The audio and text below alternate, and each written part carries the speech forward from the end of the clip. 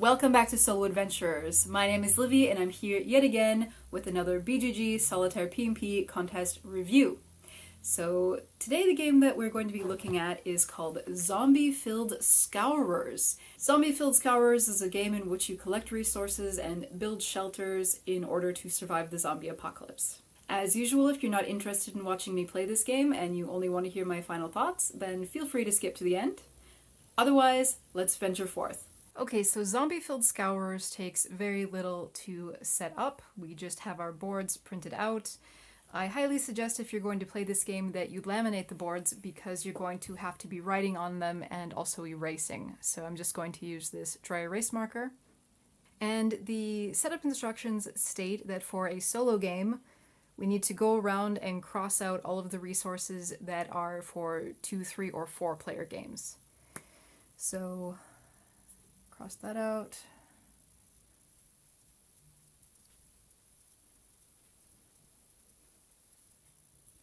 And now we roll for our event. This event is what we need to achieve in order to win the game. 3. The Horde.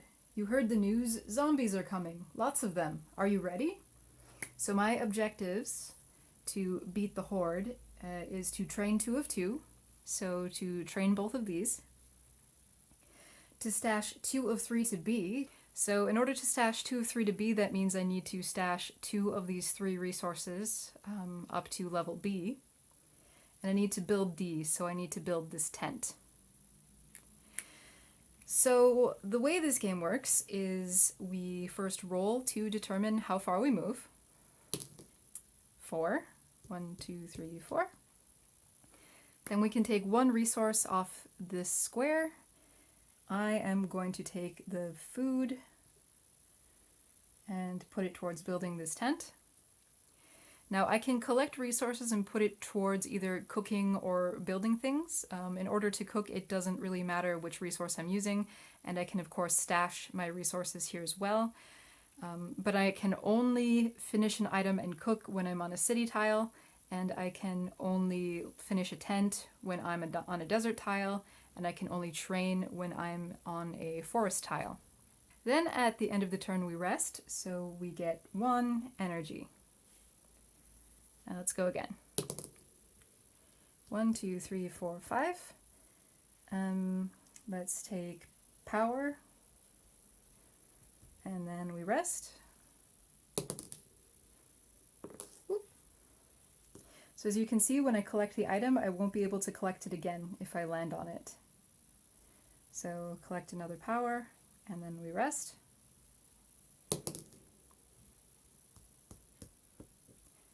And here's a food. Rest.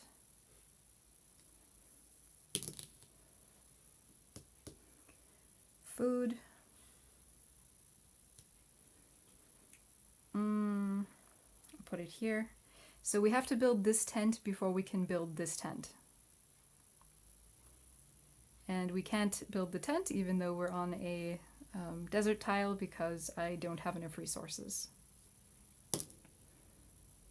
1, 2, 3, we'll get the water.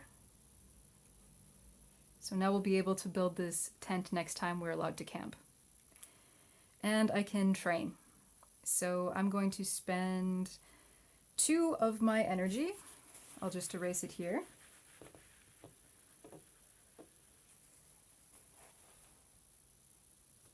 To have this ability. So I can pick one of the squares with a trap, and I can circle it, and when I land on the trap, then I get 6 energy.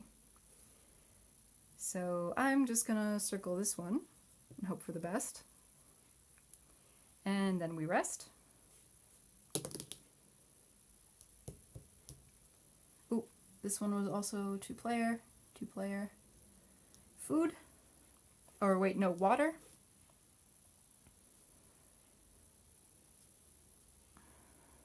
And rest. 1, 2, 3, 4, 5, 6. Now we only are allowed to go around the board 4 times, so we are only allowed 3 more go arounds.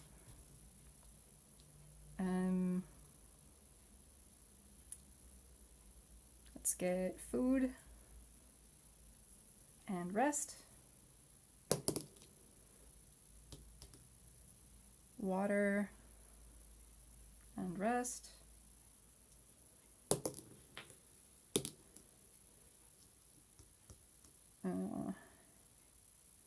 Food and rest.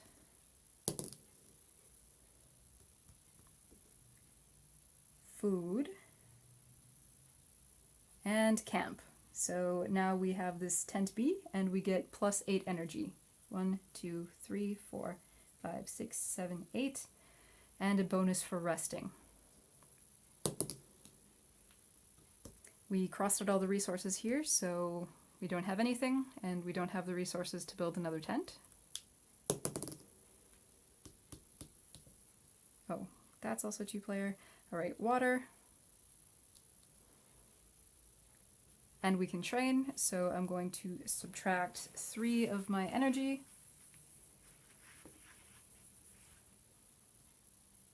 To circle another trap. And I'll circle this one.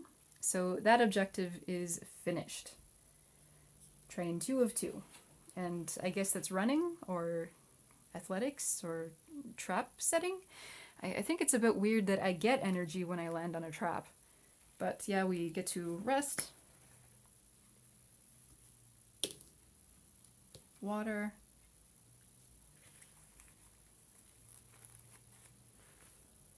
Rest.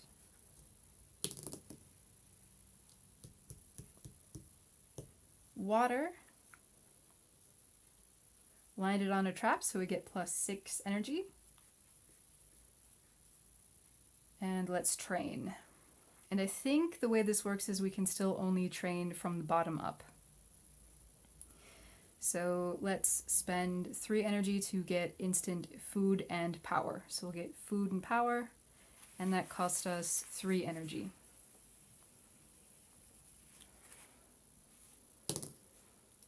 One, two, three, 4, 5, 6. We passed start again. No resources.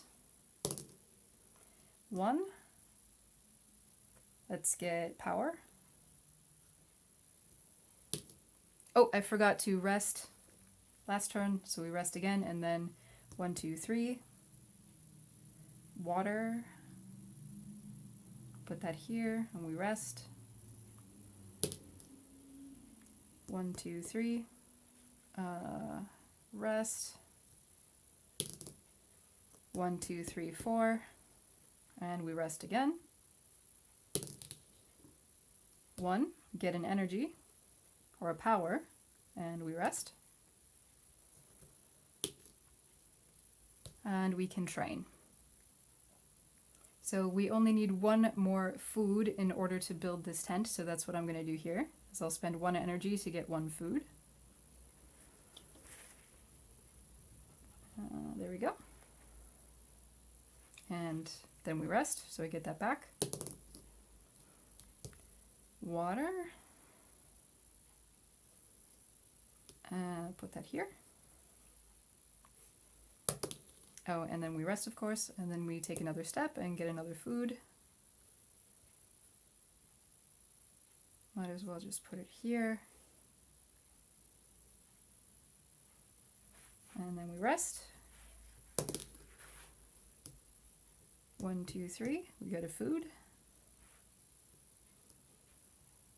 And rest. Oh, and we can train as well, of course, I'm forgetting. So, let's do this then. We'll spend 4 energy. 1, 2, 3, 4 energy, and that gives us water, food, power. So we'd get a water, food, power. And then we rest. Oh. 1. Landed on a trap, so we get +6. 1, 2, 3, 4, 5, 6, and then we rest. And we can train. I'll do this here. 3 energy for 2 power.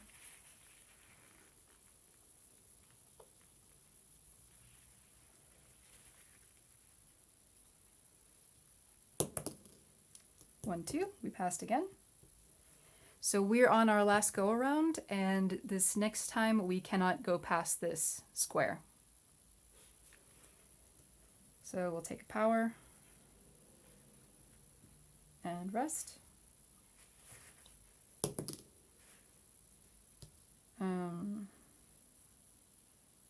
Let's go with water and then rest.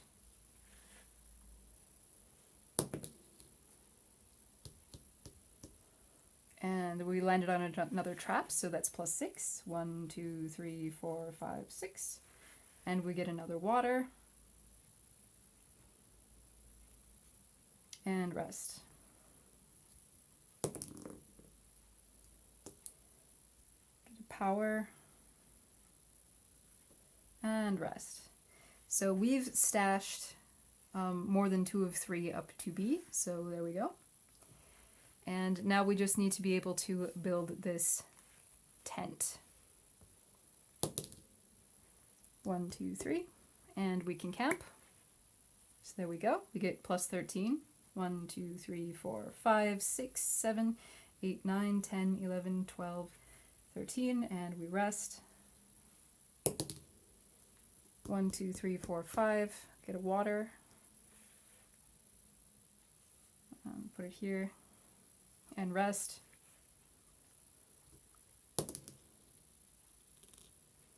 2, rest. And we can rest and we can train.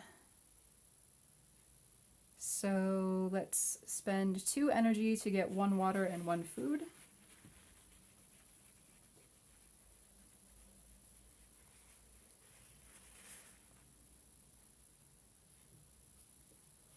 And rest. And we can...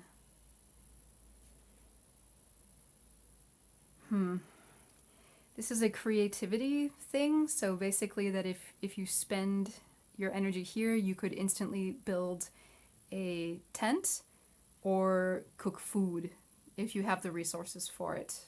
But I do not. So let's just spend 2 energy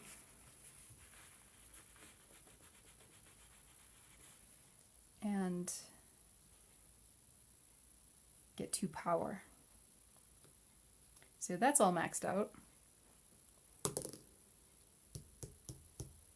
And we get +6 since we landed on a trap.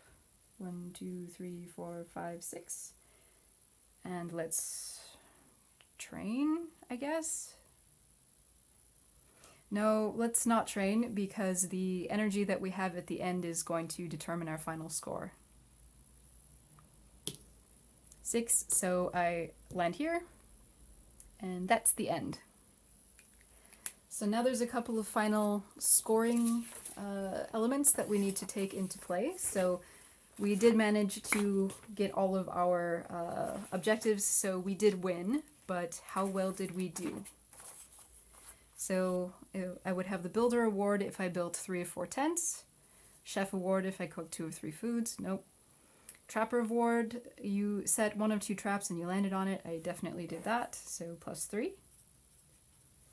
Stasher Award, you maxed out stashing 1 of 3 resources. I stashed them all, so +2. So my score is 62. And that means I am a Scour leader. You have been helpful and you have been wise. The members of the pack voted and it is unanimous. They want you as the leader. So yes, I guess I'm really awesome at running around in circles and finding stuff and building tents. So what did I think about this game? Let's talk about it. So that was Zombiefilled Scourers. Let's break this down a little bit. So first off, we have the build. Now, the build is very easy, and in fact, it could be practically instant if you're not interested in making this a dry erase or wet erase kind of game. You just need to print off 3 sheets of paper and you're ready to go. In my case, I just laminated the sheets to make them easier to reuse, but that is, of course, optional. The game looks fine. The artwork is functional. It does what it needs to do. It is a little bit plain and doesn't really add a lot to the mood, but I guess it's good enough for a prototype game. So what did I like about this game? Well, I like that it's short. You can play it very quickly in just a few minutes. I really like the artwork on the manual. Like, look at this cute little corgi wearing a backpack. I wish that this corgi was in this game, or maybe we are the corgi. I personally would love to play a game about being a corgi with a backpack, or just corgis in general. So that is a game to look into. Sadly, this game does not actually have any corgis in it. Alright, so what did I not like about this game? In my opinion, this game is... this game doesn't really feel very well thought out for solo mode. And I think that there's a reason for that. When this game was initially posted to the contest, it only had a multiplayer mode. Somebody pointed out, of course, that this is a solo contest, so there needs to be a solo mode, and not too much later there was one. But it feels pretty obvious to me that whatever this game is supposed to be like with multiple people, that the solo mode is probably not like that. I mean, maybe they are similar, I'm not sure, but as it is, the mechanics of the solo game are very bare. Now, I personally am not completely opposed to the idea of roll and move. I think it is possible to use that mechanic responsibly. I won't automatically hate a game because it has roll and move. But in this case, it is really just the luck of what you land on. You hope that you roll low so that you can play longer. This game feels almost entirely luck-based. This game feels like you don't really have a lot of control. And that's because you roll a random number and land on a random square, and then if you're lucky there might be 2 resources to pick from, but oftentimes there's just one, and it doesn't really matter which resource you pick because all of the resources are generally useful for whatever it is that you were attempting to achieve, and then you have to cross it out. So the next time you come around and land on that square, then you'll have to take whatever the other resource is anyway. As for the actions, it's kind of a no-brainer. If you have the resources, you are going to cook on a city square if you can. If you have the resources, you're going to build a tent on the desert if you can. And you are probably going to train every time you land on any forest square because you have a lot of energy because of being able to rest and gain 1 additional energy per round. So I don't really see any reason why not to spend your energy points on resources or whatever you're training. So aside from not really feeling like there's much player control and that this game is almost entirely based upon luck, this game's theme is also extremely tacked on. Now, if you didn't know the name of the game was Zombiefilled Scourers, I think that it would be really easy to forget that this game is about zombies at all. Because there are no zombies that you encounter in this game. There's no combat, there's no events where zombies pop out and try to eat your brain. You don't have to collect weapons. It's a zombie apocalypse where all you're interested in is building tents, which will not keep the zombies out, and cooking food. To this game's credit, there are 6 different events that you can roll for at the beginning, so there's 6 different ways to play this game. But none of these events seem very urgent or very important. The one I got, to be fair, the Horde, you heard the news, zombies are coming. Are you ready? You know, that's fair enough, okay. That's an okay objective. And there's another objective that is called Stash for Others. Being helpful as you are, you volunteered to stash for a family. Will it be enough? In this case, yeah, I mean, you want to stash food for a family, you want to help, but I mean, if you don't stash enough food, do they die? Or are they just really disappointed in you? Same thing with multitasker. A set of tasks is given to you. Too late to back down now. Can you do it all? It sounds kind of like somebody asked you if you could like do the laundry and, you know, maybe run to the grocery store or something like that. And I don't really know what the stakes are here. What are the tasks? I would like to know. There's another one called Build a Shack. Someone needs an assistance. You said okay. Will it be sturdy enough? Interesting that you can build a shack when before you could only build a tent, but okay. The two very weird events, which do not say zombie apocalypse to me at all, are event number 1, which is a night to celebrate. It says you are tasked to prepare for an upcoming celebration. Can you make it on time? So this is the zombie apocalypse, but apparently we're still having birthday parties. And, you know, what are the consequences of not being able to prepare for this party on time? And the other one is called Yes, Chef. Cook the best meal I will ever have. A challenge you gladly accepted. Will it pass the test? Why are you cooking this person the best meal that they will ever have? And, like, just why? I wish it was so easy to get people to cook for me if I just said, I challenge you to make me the best meal that I have ever had. If you back down, you are a coward. And if that worked, I would have so much delicious food all of the time. There's no real reason why you should be worried about gourmet cuisine in the middle of a zombie apocalypse.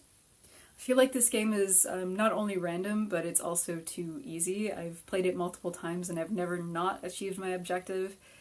By the end, just having run around 4 times, you're likely to have landed on all of the resources, and therefore you'll cross out all the boxes and buy all the things, and that's it, basically. I didn't feel like I did anything especially clever or even anything especially... I didn't even feel especially lucky, and I got the second highest rank point-wise in this game at the end.